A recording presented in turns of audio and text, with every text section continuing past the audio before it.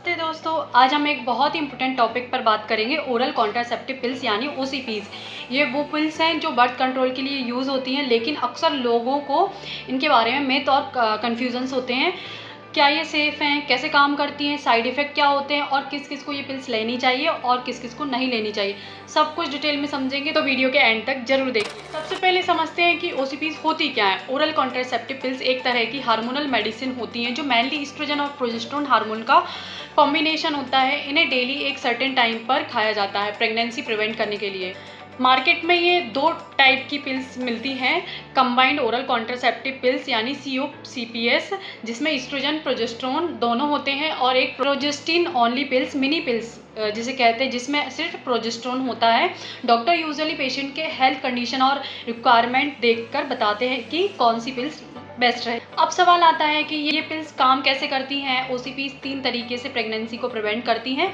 First, ovulation block करती है, मतलब एग रिलीज ही नहीं होता, और सर्वाइकल म्यूकस थिक कर देती हैं, जिससे स्पर्म का यूट्रस तक पहुंचना मुश्किल हो जाता है। और थर्ड, यूट्रस की लाइनिंग पतली हो जाती है, जिससे फर्टिलाइज्ड एग इम्प्लांट नहीं कर पाता।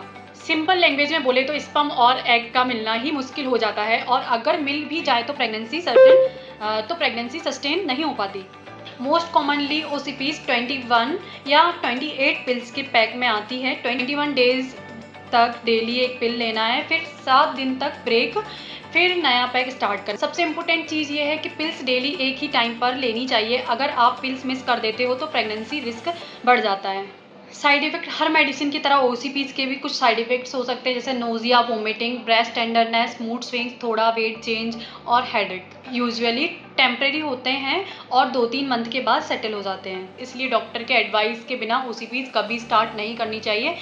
इसमें रेयर और सीरियस रिस्क होते हैं, जैसे कि blood clot, DVT, high BP, heart risk, इसलिए डॉक्टर के एडवाइस के बिना कभी नहीं लेना चाहिए। कुछ लोगों को ओसीपीज़ अवॉइड करनी चाहिए जो लेडीज़ 35 प्लस हों हैं और स्मोक करती हैं, जिनको ब्लड क्लॉटिंग डिसऑर्डर या हार्ट डिसीज़ है, लीवर डिसीज़ पेशेंट या माइग्रेन विद ऑरा है। ऐसे केसेस में डॉक्टर अल्टरनेटिव मेथड सजेस्ट करते हैं। अब कुछ कॉमन मिथ्स क्लियर करते हैं।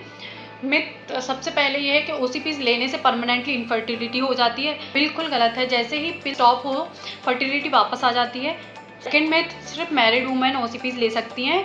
ये भी गलत है, ये बर्थ कंट्रोल मेथड है जो डॉक्टर की एडवाइस पर कोई भी एडल्ट फीमेल ले सकती है। थर्ड इज, ओसीपीज़ लेने से बहुत वेट बढ़ता है।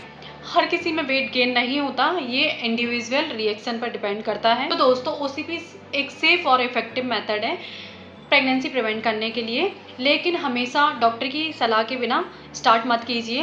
हर इंसान की हेल्थ अलग होती है, इसलिए पर्सनलाइज एडवाइस ज़रूरी है। आपको अगर ये वीडियो हेल्पफुल लगी हो तो लाइक कीजिए, अपने फ्रेंड्स के साथ शेयर कीजिए और चैनल को सब्सक्राइब करना मत भूलिए।